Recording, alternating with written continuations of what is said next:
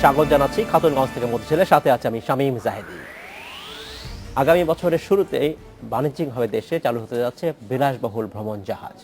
Bangladesh shipping কর্পোরেশনের সাথে যৌথভাবে এই জাহাজ আনছে একটি বেসরকারি প্রতিষ্ঠান। বাংলাদেশ ছাড়াও এই জাহাজে 6টি দেশে ভ্রমণ করতে পারবেন যাত্রীরা। আজ আমরা আলোচনা করব বিলাসবহুল ভ্রমণ জাহাজ। এই নিয়ে আলোচনা করতে আমার সাথে স্টুডিওতে রয়েছেন আফরোজ শিপিং লাইনের ব্যবস্থাপক শাহ মমিনুল ইসলাম চৌধুরী এবং আফরোজ শিপিং লাইনের head of marine captain KMB আকবর। তবে মূল আলোচনা যাবার আগে দেখে নেব একটি প্রতিবেদন। সমুদ্রপথে এক দেশ থেকে অন্য দেশে পণ্য আনা নেয়ার প্রথা চালু আছে অনেক আগে থেকেই, কিন্তু বাংলাদেশ থেকে কোনো জাহাজে অন্য দেশে ভ্রমণের সুবিধা নেই। একটি বেসরকারি শিপিং লাইন কোম্পানির মাধ্যমে এই সুযোগ সৃষ্টি হতে যাচ্ছে শিগগিরই। এই বছরের শুরুতে ভ্রমণ জাহাজ পরিচালনার অনুমতি দেওয়া হয়েছে প্রতিষ্ঠানটিকে। তবে এর সাথে অংশীদারিত্ব থাকছে বাংলাদেশ শিপিং কর্পোরেশনের। এবছরের শেষ নাগাদ সাগরে ভাসবে এই জাহাজ। আমাদের জাহাজ যেখান থেকে আসতেছে এটা অবশ্যই ওয়েস্টার্ন কান্ট্রি থেকে আসতেছে। সি প্যাসেজ আপনার 28 থেকে 35 দিনের সি প্যাসেজ। এখানে আমরা অক্টোবরে বলেছি, অক্টোবরে আমাদের টার্গেট। এখন সি প্যাসেজের কারণে একটা সি আসার পথে জাহাজ ওয়েদার কীরকম অনেক কিছু ব্যাপার জড়িত। তো একেবারে বে অফ বেঙ্গলে অ্যারাইভ করার পরে আমরা এক্স্যাক্ট ডেটটা বলবো। সিঙ্গাপুর, মালয়েশিয়া, থাইল্যান্ড সহ প্রাথমিক পর্যায়ে এই জাহাজ ঘুরবে এশিয়ার 6টি দেশে। তবে আপাতত বাংলাদেশের জলসীমায় চলাচল করবে এই জাহাজ। ডেস্টিনেশন নো হায়ার, এটা বে অফ বেঙ্গলে আমরা 2 রাত 3 দিনের জন্য করে রেখেছি। আর এর বাইরে যে ডেস্টিনেশনগুলো ওগুলো পর্যায়ক্রমে আসবে, কারণ আমরা অভিজ্ঞতা এখন নাই আমাদের। কাস্টমার সার্ভিস ফার্স্ট ক্লাস যদি আমরা না দিই, আমরা কিন্তু লোক পাবো না। এই জাহাজ ভ্রমণে যাত্রীরা 5 তারকা মানের সেবা উপভোগ করতে পারবেন বলে জানিয়েছেন প্রতিষ্ঠানের কর্মকর্তারা। Ashraf Alam, independent news, Dhaka. দেখলাম প্রতিবেদনটি আমরা জনাব শাহ মমিনুল ইসলাম চৌধুরী এবং ক্যাপ্টেন KMB আকবর। আপনাদেরকে স্বাগত জানাচ্ছি অনুষ্ঠানে। কেমন আছেন আপনারা? আমরা ভালো আছি, থ্যাংক ইউ। আপনারা ভালো আছেন? জি ভালো আছি। জনাব চৌধুরী, আপনাকে দিয়ে প্রথম শুরু করতে চাই। এক ধরনের নতুন ব্যবসা বাংলাদেশে, এটা বলতে পারি আমরা। জি। ক্রুজ শিপের ব্যবসায় আসলে সেই অর্থে বাংলাদেশে নাই। দেশে এবং দেশের বাইরেও আপনারা চিন্তা করছেন। প্রাথমিকভাবে বলছেন দেশে এটা করবেন, এরপরে দেশের বাইরে আপনারা ভ্রমণে যাবেন। কেন দেখছেন এই ব্যবসা বাংলাদেশে সম্ভব না? কেন বাংলাদেশে এই ব্যবসা সম্ভাবনা দেখছেন? সম্ভাবনা আসলে নতুন কিছু আপনার শুরু থেকে বাংলাদেশ 71 থেকে যদি আমরা পেছনের দিকে যাই, অনেক কিছুই বাংলাদেশে ছিল না, একটার পর একটা আসছে। তো এটাও বাংলাদেশে একেবারে নাই, সাউথ ইস্ট এশিয়াতেও নাই। তো স্বাভাবিকভাবেই নতুন কিছুর প্রতি বাংলাদেশের মানুষের আগ্রহ সবসময় ছিল, এটার প্রতিও থাকবে। সেই চিন্তা ভাবনা থেকে সাথে সাথে আমাদের যে সমুদ্র সীমা বিজয় করেছি, বিশাল একটা অংশ আপনারা শুনেন, কিন্তু যাওয়ার তো সৌভাগ্য হয় না। তো এই অপরচুনিটিটা দেওয়ার জন্য এই নতুন কনসেপ্টটা নিয়ে আসা, যে ঠিক আছে প্যাসেঞ্জার শিপ নিয়ে আসা যায় কিনা বাংলাদেশে। নিশ্চয়ই আপনারা একটা মার্কেট সার্ভে করেছেন, সেখানে দেখেছেন, সেখানে কি ধরনের সম্ভাবনা দেখছেন যে ব্যবসার গ্রোথ কেমন হবে বলে মনে হয়? এটাতে ব্যবসার গ্রোথের আগে আর একটা কথা বলে নেই যে বাংলাদেশে এখন ইভেন ইউনিভার্সিটির যে ইয়াং জেনারেশন, তাদের কথাই ধরি, তাদের যে সেমিস্টার ব্রেক বা তাদেরকে যে ব্রেকগুলো আছে ইউনিভার্সিটি, দে আর স্পেন্ডিং 25-30,000 টাকা গ্রুপ করে গিয়ে। এখন অনেক ভালো ভালো রিসোর্ট হয়েছে, অনেক জায়গা হয়েছে। তো আমাদের যে টোটাল মার্কেট রিসার্চ হয়েছে তাতে এই ব্যাপারগুলো উঠে এসেছে। আর আমরা মধ্যম আয়ের দেশে ঢুকেছি, এটা আপনারাও জানেন। তো এক্সপেন্ডিং যে ক্যাপাসিটি বাংলাদেশের মানুষজন, ওটা অনেক বেড়ে গেছে। তো সুতরাং এটা আমরা যে প্রসপেক্ট দেখতে পাচ্ছি অনেক বেটার। ধন্যবাদ জনাব চৌধুরী, আমি আপনার কাছে ফিরে আসবো। জনাব আকবর, আপনার কাছে জানতে চাচ্ছি যে আপনারা প্রাথমিকভাবে বাংলাদেশের মধ্যে কোন রুটে আসলে চিন্তা করছেন এই ব্যবসাটা চালু করবেন? প্রাথমিকভাবে অ্যাকচুয়ালি যেটা আমাদের প্রোগ্রাম আছে যে বে অফ বেঙ্গলে আমরা যে জননেত্রী শেখ হাসিনার নেতৃত্বে আমরা যে সমুদ্র বিজয় করলাম, এটা দেখার একটা আমাদের সকলের আগ্রহ আছে। আমি ডেফিনেটলি যে বিশ্বাস করি যে আমাদের জনগণও চাবে যে কি বিজয় করলাম আমরা দেখে আসি। তার নেক্সট জেনারেশনকে জানানো দরকার। আমাদের ছেলে মেয়েরা যাবে দেখতে, এটা একটা আমাদের ফেয়ার কেমন হবে নিশ্চয়ই মানুষ সবাই জানতে চায়। ভাড়া এটা ফেয়ারটা অ্যাকচুয়ালি আমরা এই মুহূর্তে ঠিক করি নাই, বাট প্যাকেজ কেমন হবে? প্যাকেজ এটা এখনো ওইভাবে সেট করা হয়নি। জাহাজ আসার পরে আমরা সবকিছু ফাইন্যান্সিয়াল দিকটা দেখে তারপর আমরা বলি। মেইনলি বে অফ বেঙ্গলের আমাদের যে এরিয়াটা, এটাতে ঘোরার জন্যই বা রাত 3 দিন এরকম একটা প্যাকেজ আমাদের থাকবে, যেখানে আমরা সেন্ট মার্টিন সহ ওই এলাকা ঘুরে আসতে পারবো। আচ্ছা, সেটাই চিন্তা করছেন জনাব চৌধুরী। দেশের ছাড়াও দেশের বাইরেও 6টি দেশে যাবার পরিকল্পনা করছেন আপনাদের এই ক্রুজ শিপ। জি। বিমানে না যে কেন জাহাজে যাবে, সময় তো বেশি লাগবে। আচ্ছা, এখানে আমি একটু প্যাকেজের ইয়েটা আকবর ভাইয়ের ইয়েটা একটু ইন্টারাপ্ট করে জানাই Please যে বলুন। প্যাকেজ আমাদের একটা প্রাইসিং রাফলি গাইড প্রাইস ঠিক হয়েছে, যেটা বে অফ বেঙ্গলের জন্য 293 এর জন্য 75, বাট আমরা মেম্বারশিপ অফার করতেছি যাতে প্রি সেল হলে হয় কি একটা নতুন বিজনেস আমরা একটু কমফোর্ট জোনে থাকতে পারি। Exactly. যে কারণে আমরা মেম্বারদের জন্য প্যাকেজ দিচ্ছি 1 লাখ টাকা, যেটা 50,000 এর দুইটা টিকিট পাবে। তার মানে 20,000 টাকা অলরেডি সেভিংস করে ফেলতেছে অ্যাজ এ মেম্বার। আচ্ছা, আর প্লেনে না গিয়ে প্যাসেঞ্জারশিপে কেন যাবে, দুই রকম কনসেপ্ট। আপনি প্লেনে যাচ্ছেন ওই দেশে ভ্রমণের জন্য, আর জাহাজে যাচ্ছেন আপনি জাহাজে টাইম কাটানোর জন্য। একেবারে দুই মেরুর ব্যাপার। Absolutely, আপনি জাহাজে যাচ্ছেন, it is itself a city. আপনি ওখানে রেস্টুরেন্ট বলেন আছে, সুইমিং পুল আছে, আপনার থিয়েটার বলেন আছে, সিনেমা হল বলেন আছে, মানে you name it they have it on board. তো সুতরাং আপনি জাহাজে করে যাচ্ছেন জাহাজে এনজয় করার জন্য, আর আপনি যখন প্লেনে যাচ্ছেন ওই সিটিতে এনজয় করার জন্য। দুটার মধ্যে বেসিক একেবারে খুব বড় একটা ডিফারেন্স আছে। সো আপনারা আশাই করছেন যে এখানে আপনারা ভালো ব্যবসা পাবেন, মানুষজন যাবে এবং সেটা আপনাদের আসলে ব্যবসার উন্নতিও হবে, সেটি আশা করছি। শুধু ব্যবসার উন্নতি না, নতুন একটা কিছু দিচ্ছি বাংলাদেশের মানুষদেরকে। অবশ্যই। আমরা চাচ্ছি যে তাদের স্বতঃস্ফূর্ত জয়নিং এর মাধ্যমে এই প্রজেক্টটাকে সাকসেস করতে। তাদের জয়নিং ছাড়া এটা সাকসেস হবে না। আমরা উদ্যোগ নিতে পারি, বাট ব্যবসা আসবে, সহযোগিতা আসবে তাদের পক্ষ থেকে। আচ্ছা, ধন্যবাদ জনাব আকবর। আপনার কাছে আমি জানতে চাচ্ছি যে নিশ্চয়ই আপনি এই ব্যবসার সাথে জড়িত আছেন। বলা হচ্ছে আমাদের দেশে শুধু নয়, এই সাউথ এশিয়া অঞ্চলেও এই ধরনের আসলে সার্ভিসটা নেই বলছেন। তাহলে অন্য যেসব অঞ্চলে আছে তাদের সাথে আমাদের এই সার্ভিসের কতখানি পার্থক্য থাকবে গুণগত দিক থেকে আসলে? না, গুণগত দিক থেকে আমি মনে করি কোনো পার্থক্য থাকবে না। কারণ প্রথমত যারা এটাকে অপারেট করবেন, জাহাজ যখন আসবে, জাহাজ কিন্তু স্টাফ, টোটাল স্টাফ কিন্তু সেম থেকে যাবে। ইনিশিয়ালি আমরা আমাদের স্টাফ দিয়ে চালাচ্ছি না এটা, টোটাল যে স্টাফটা সেই স্টাফই এটাকে পরিচালনা করবে, যার কারণে গুণগত মানটা আমরা কনফার্ম রাখবো যে 5 স্টার যে আমরা মান যেটা আমরা দিতে চাচ্ছি সেটা যাতে করে থাকে। এখন যেটা হবে যে ধীরে ধীরে আমরা এটাকে চেঞ্জ করব। যেমন আমার ইঞ্জিনিয়ার এই অফিসার, crew যারা তারা কি সবাই বিদেশি? জি সবাই বিদেশি, এটাকে আমরা ফেজ বাই ফেজ আমরা আউট করব। আচ্ছা, তারপর আমাদের দেশের যে সাপোজ ধরেন যে সার্ভিস, অন্যান্য যে সার্ভিসগুলো আছে এইগুলোর মধ্যে আমি ধরে নিতে পারি যে রেস্টুরেন্ট সার্ভিস, এখন 5 স্টার রেস্টুরেন্ট ওখানে আছে, তো এটাকে চেঞ্জ করতে গেলে আমি ওভারনাইট আমি চেঞ্জ করতে পারবো না, এটাকে আমাকে সময় নিতে হবে। আমাদের সোনারগাঁ আছে, আমাদের শেরাটন আছে, এখান থেকে আমি শেফ নিতে পারবো কিনা, এখান থেকে আমার স্টাফ আসতে পারবে কিনা, এদেরকে দিয়ে আমি ধীরে ধীরে করতে পারবো কিনা, এবং এক পর্যায়ে যাবে যখন বাংলাদেশেরই ফুল স্টাফ এই জাহাজকে চালাবে। ধন্যবাদ জনাব চৌধুরী। আমরা প্রতিবেদন দেখছিলাম, সেখানে বলা হয়েছে যে বাংলাদেশ শিপিং কর্পোরেশনের সাথে আপনারা একটা যৌথ উদ্যোগে এই ব্যবসা করতে যাচ্ছেন। আপনারা এই যে নতুন উদ্যোগ নিচ্ছেন, এখানে কি ধরনের সহযোগিতা আছে? ওকে, আপনারা জানেন যে বাংলাদেশ শিপিং কর্পোরেশন একটা লং হিস্ট্রি আছে শিপিং কর্পোরেশন হিসেবে। তাদের যে অভিজ্ঞতা, তাদের যে ম্যান পাওয়ার, অনেক কিছু। আমরা শিপিং লাইন নতুন একটা কোম্পানি, তো তাদের এই অভিজ্ঞতাটা যেমন ম্যানেজমেন্টে, যে চিটাং পোর্টে জাহাজ আসার পরে আপনার অন অ্যারাইভেল, চিটাং পোর্টের যে ফ্যাসিলিটিসগুলো, আপনার কাস্টম, ইমিগ্রেশন, এই জিনিসগুলো তারা অ্যারেঞ্জ করবে। তারপরে শিপে যে বিভিন্ন রকম শিপ চালানোর বলে যেগুলো দরকারি, সেই জিনিসগুলো পোর্ট ম্যানেজমেন্ট, ওয়াটার, ফুয়েলিং, এই জিনিসগুলো তারা দেখবে। তো এরকম জাহাজের যে ব্যাপারগুলো, পোর্টের ফ্যাসিলিটিসগুলো, এগুলো তাদের এক্সপার্টিজের মাধ্যমে তারা দেখাশোনা করবেন। আর আমাদের কাজ অবশ্যই কমার্শিয়াল ব্যাপারটা, জাহাজ নিয়ে আসা, টিকিট সেলিং এবং কমার্শিয়াল আদার্স যে ব্যাপার। প্রফিট শেয়ারিং কোনো ব্যাপার আছে? প্রফিট শেয়ারিং এর ব্যাপারটা এটা এভাবে একটা ঠিক করা হয়েছে যে পার্সেল, আচ্ছা, পার প্যাসেঞ্জার আমরা একটা প্রফিট শেয়ার করব তাদের সাথে, একটা পার্সেন্টেজ, ওটা ডিটারমাইন হবে। ধন্যবাদ জনাব চৌধুরী। আমাদের সময় হয়েছে একটি বিরতিতে যাওয়ার, ফিরে এসে আবার কথা বলবো আপনার সাথে। আমাদের সময় হলো একটি বিরতিতে যাওয়ার, ফিরছে শীঘ্রই, সাথেই থাকবেন। স্বাগত আরেকবার খাতুনগঞ্জ থেকে মধ্যে ছেলে। আজ আমরা আলোচনা করছি বিলাসবহুল ভ্রমণ জাহাজ। এ নিয়ে আলোচনা করতে আমাদের সাথে স্টুডিওতে রয়েছেন আফরোজ শিপিং লাইনের ব্যবস্থাপক শাহ মমিনুল ইসলাম চৌধুরী এবং আফরোজ শিপিং লাইনের head of marine captain KMB আকবর।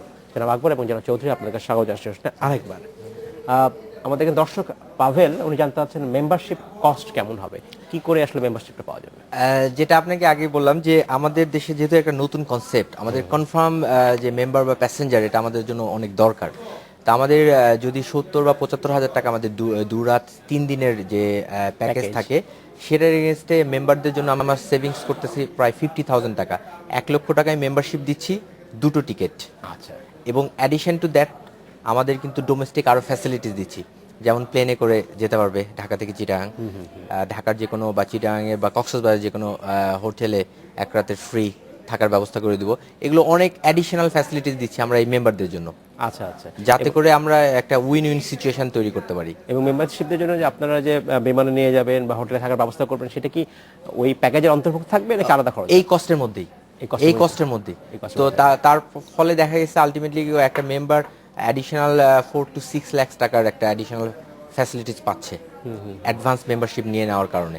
আচ্ছা আচ্ছা। তো আমি আপনার মাধ্যমে অবশ্যই আমন্ত্রণ জানাতে চাই যাতে মেম্বারশিপের প্রতি আমাদের কল সেন্টার আছে, কল সেন্টার থেকে ফোন যায়, তো তাদেরকে যাতে সেভাবে ইয়ে করা হয় আর কি। ধন্যবাদ জনাব আকবর। আপনাকে জানতে চাচ্ছি যে এই জাহাজের ক্যাপাসিটি কেমন হবে, প্যাসেঞ্জার ক্যাপাসিটি কেমন? এখানে আমরা যেটা ইনিশিয়ালি যে জাহাজটা আমরা আনার চেষ্টা করতেছি বা যে জাহাজটা আসতেছে 1000 প্যাসেঞ্জার আমরা নিতে পারবো। এখানে ক্রু থাকবে অ্যারাউন্ড 300-350 ক্রু থাকবে স্টাফ। তো টোটাল আর কি ধরেন 1400-র মতন থাকবে আর কি। এই জাহাজ কি প্রাথমিক পর্যায়ে আপনার একটাই জাহাজ নিচ্ছে? আপাতত আমরা একটা জাহাজ দিয়ে শুরু করতে চাচ্ছি। এটার ভবিষ্যতে বলে দিবে যে এই জাহাজ কিভাবে কোথা থেকে আসছে, কাদের কাছে কিনছেন? এটা আপাতত আমরা ইংল্যান্ডের থেকে আনতেছি। ইংল্যান্ড থেকে আনছে জাহাজের। জি আচ্ছা।